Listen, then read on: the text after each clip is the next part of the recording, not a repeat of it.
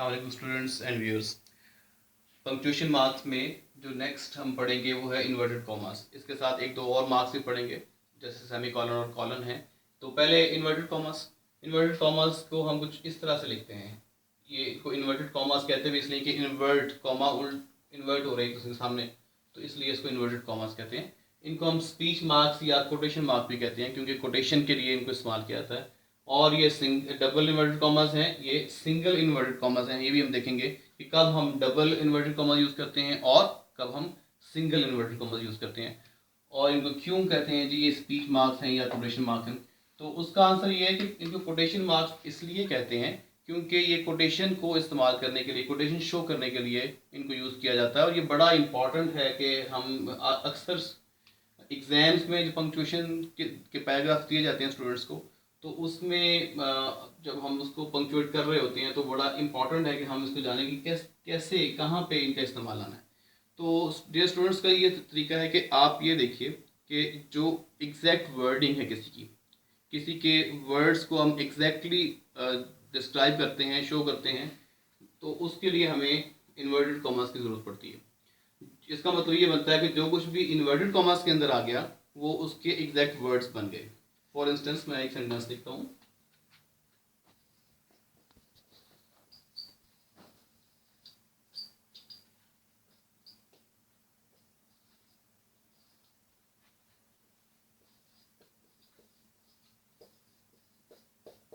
ये एक बंदा है जिसका नाम अली है। वो कहता है कि I am a good doctor. तो अब होगा अच्छा डॉक्टर, बहरहाल ये उसके एग्जैक्ट वर्ड्स हैं कि I am a good doctor. ये अली के एग्जैक्ट वर्ड्स हैं।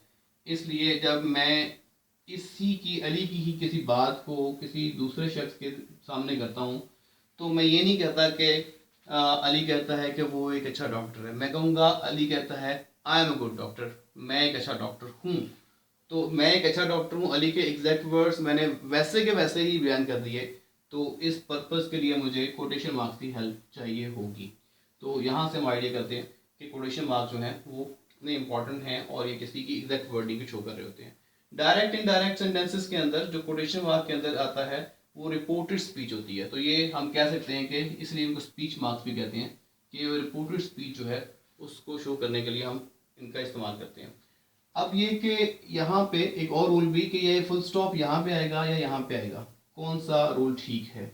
ये भी स्टूडेंट्स अक्सर कंफ्यूज हो जाते हैं और पूछते हैं कि सर ये बताएं कि यहाँ पे ठीक है यहाँ ठीक है। तो वैसे तो इसका यूजेज जो है वो मोस्टली ये वाला एक्सेप्टेबल है कि यहाँ पे आना चाहिए, लेकिन अगर कोई इसको हम इन्वर्टेड कॉमर्स के बाहर लगाएं वो भी गलत नहीं होगा, मोस्ट ऑफ द केसेस में ठीक हो जाएगा। तो लेकिन अच्छा यूजेज ये है कि इसको इन्वर्टेड कॉमर्स को के अंदर हम अगर फुल स्टॉप लगाते हैं। ये सिचुएशन टू सिचुएशन वेरी भी करता है। ठीक है, अगर सेंटेंस आपका बिल्कुल यहाँ पे एंड हो रहा है तो हम यहीं पे लगाएंगे। अगर वो फिर आगे कंटिन्यू करता है किसी तरह से, उसके रेफरेंस में आगे बात जाती है, तो फिर हम उसमें बाहर भी लगा सकते हैं। वो सिचुएशन के लिहाज से वेरी करेगा।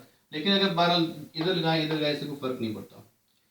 और एक और चीज़, कॉमा का इस्तेमाल यहाँ पे कॉमा इस्तेमाल यूजुअली होता है। हम इसके बाद कॉलन पढ़ेंगे, उसमें मैं बताऊंगा कि कॉमा के अलावा यहाँ पे हम कॉलन भी लगा सकते हैं। यानी कि अगर मैं यहाँ कॉमा नहीं लगाता और यहाँ पे कॉलन यूज़ कर लेता हूँ, ये भी ठीक है, इसमें भी कोई गलती नहीं होगी, एरर नहीं होगी। और अगर बिलफर्ज मैं यहाँ कुछ भी नहीं लगाता तो आजकल मॉडर्न इंग्लिश में इस तरह से भी लिखा आ रहा है और उसको एक्सेप्ट किया जा रहा है। बहरहाल एक ट्रेडिशनल तरीका ये है कि यहाँ पे एक कॉमा यूज़ किया जाता है। तो स्पीच मार्क्स, अब ये कि इसमें और इसमें क्या फ़र्क है, डबल इन्वर्टेड कॉमर्स और सिंगल इन्वर्टेड कॉमर्स। तो इसमें कोई फ़र्क नहीं है, दोनों ही इन्वर्टेड कॉमर्स हैं, दोनों ही स्पीच मार्क्स के इस्तेमाल किए जाते हैं। लेकिन समटाइम्स ऐसा होता है कि डिफरेंस आता है। वो डिफरेंस कब आता है कि जब आप कोई ऐसी बात करते हैं कि डबल इन्वर्टेड कॉमर्स में किसी में जो कोटेशन है, जैसे ये कोटेशन है, इस कोटेशन के अंदर किसी वर्ड को हम हाईलाइट स्पेसिफाई करना चाहते हैं तो फिर हम उसके अंदर सिंगल इन्वर्टेड कॉमर्स यूज करेंगे। मैं आपको इसी एग्जांपल देता हूँ। My teacher said can you pronounce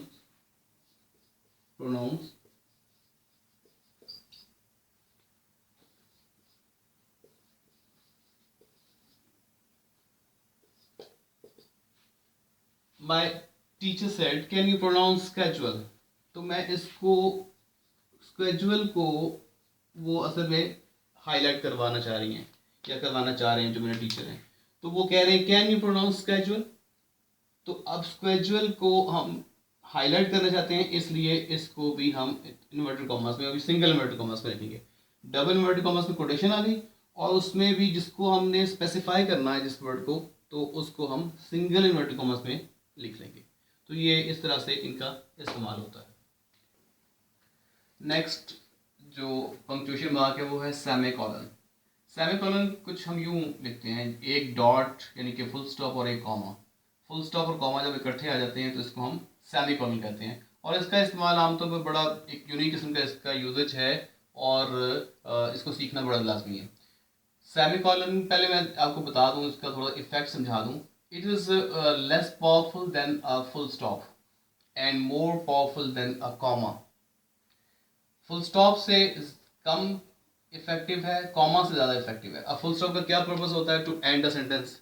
comma का क्या पर्पस होता है? To make a pause. तो सेमीकोलन, लेकिन कॉमा हर जगह पॉज के लिए, किसी वर्ड के बाद भी हम कॉमा लगा सकते हैं, किसी फ्रेज के बाद भी कॉमा लगा सकते हैं, लेकिन अगर दो मेन क्लॉजेज हैं और उनके दरमियान हम कंजक्शन नहीं यूज़ करते तो फिर हम सेमीकोलन लगाते हैं। आमतौर पर मेन क्लॉजेज, दो मेन क्लॉजेज को सेमेंट करने के लिए, दो मेन क्लॉजेज को जोड़ने के लिए हम लोग कोऑर्डिनेट कंजक्शन यूज़ करते हैं, लेकिन अगर कोऑर्डिनेट कंजक्शन मैं नहीं लगाता तो मैं सेमीकोलन भी लगा सकता हूँ, वहाँ पे सेमीकोलन का इस्तेमाल भी कर सकता हूँ। एग्जाम्पल, पहले मैं हल्का सा इसको डिस्क्राइब कर दूँ। more effective than a full stop, sorry, not more, it is less of than a full stop, and more effective for than a comma.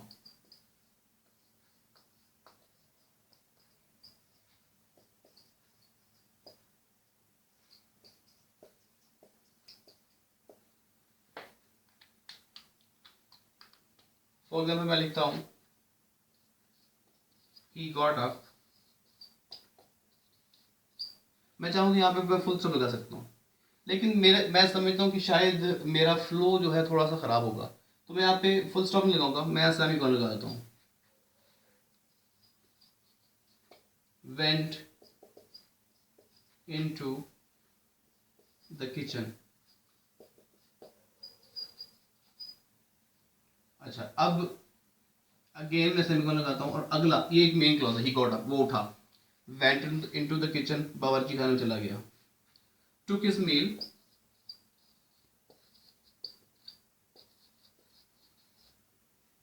Semicolon.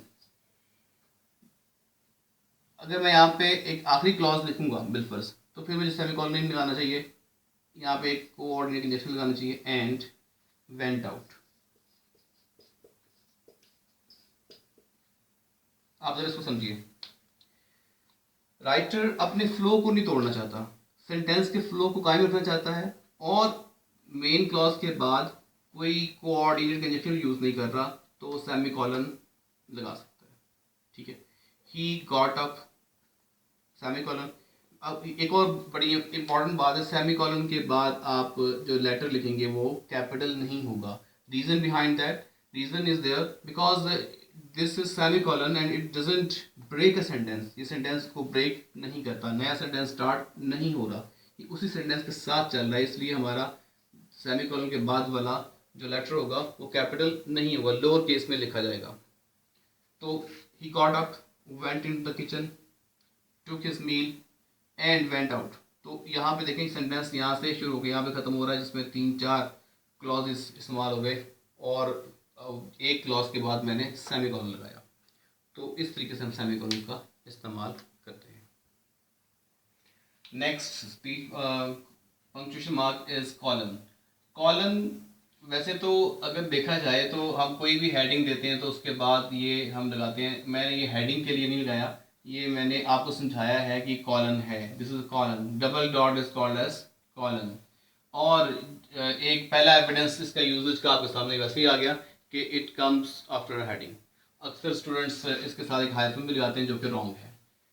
देखा है मैंने अक्सर प्रैक्टिस में कि डबल डॉट के साथ हाइफन भी लगा होता है। हाइफन हम यूज़ नहीं करते। जब भी हेडिंग कोई भी हम दें तो उसके बाद हम कॉलन लगाते हैं। बेसिकली कॉलन का जो पर्पस है वो ये है कि ये शो करता है कि इसकी डिटेल बाद में आ रही है। It shows an incomplete detail and it also conveys the message that its detail is coming under. तो it shows an incomplete detail. एक नोशन देते हैं सिर्फ, लेकिन साथ में ये नोशन इस तरह से यूज होता है कि इसकी डिटेल आगे आ रही है। तो यूजेस देख लें। आफ्टर हेडिंग,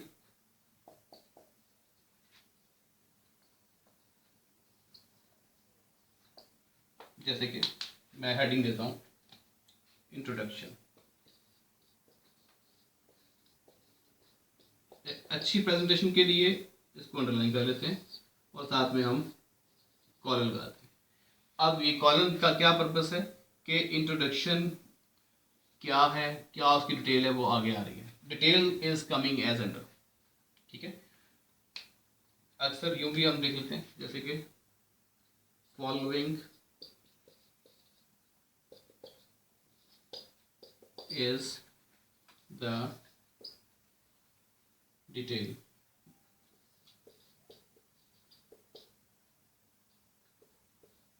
ये डिटेल इज एज अंडर, तो हम साथ में कॉलम लगाते हैं। फिर सेकंड यूज इसका है लिस्ट बनाने के लिए। हम लिस्ट में भी कॉलम यूज करते हैं। बेसिक पर्पस वही रहेगा कि incomplete information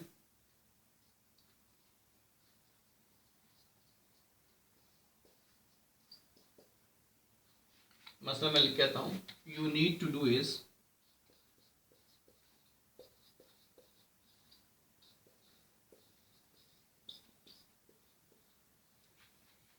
prepare your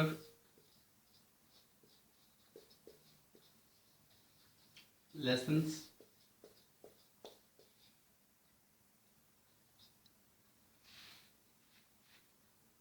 make yourself sit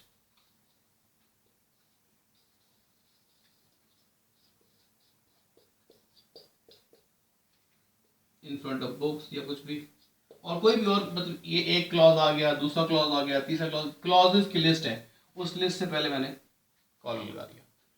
ठीक है जी, ये सिर्फ क्लॉजेस की लिस्ट नहीं हो सकती, ये फ्रेजेस की लिस्ट भी हो सकती है, ये नाउन की लिस्ट भी हो सकती है। मतलब I need to know about colon. ठीक है, तो फिर आउटिंग्स, टाइमिंग्स, इंट्रोडक्शंस, कुछ भी। तो इस तरह से हम कोई नाउन की लिस्ट देना चाहें, फ्रेजेस की, क्लॉजेस की लिस्ट बनाने से पहले भी हम कॉलन यूज करते हैं। कॉलन का यूज और कहाँ पे होता है?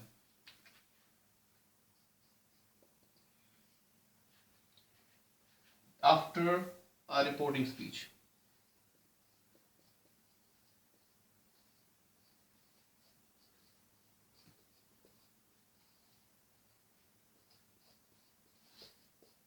रिपोर्टिंग स्पीच के बाद हम कॉलम भी लगा सकते हैं। कॉमा यूज करते हैं नॉर्मली, लेकिन मसलन he said where are you going,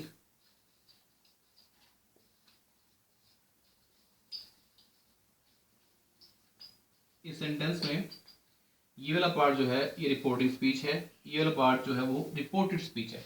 तो रिपोर्टिंग स्पीच के बाद हम लोग आमतौर पर कॉमा लगाते हैं, कॉमा की जगह पे मैं कॉलन भी लगा सकता हूँ, दोनों ठीक है। इसके अलावा इसके कौन कौन से यूजेज है वो भी देखते हैं।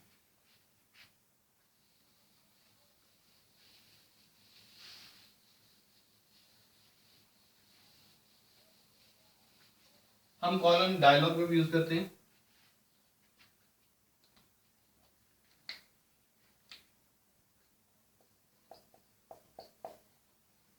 After a dialogue, sorry, in a dialogue, after the name of a character, after the name of a character,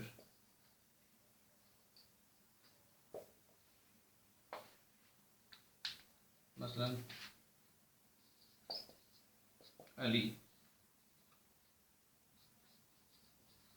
how are you Asad,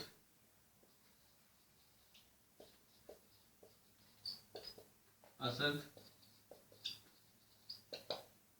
I am fine. तो एक डायलॉग चल रहा है, उसमें करेक्टर्स के नेम है, उसके बाद भी हम लोग कॉलन यूज़ करते हैं। कॉलन का इस्तेमाल इसके अलावा भी होता है, जैसे कि कॉलन यूज़ होता है रेशियो में, इन रेशियो। रेशियो जैसे कि मैं कोई रेशियो लिखना चाहता हूँ 5:3, तो ये रेशियो में भी हम कॉलन यूज़ करते हैं।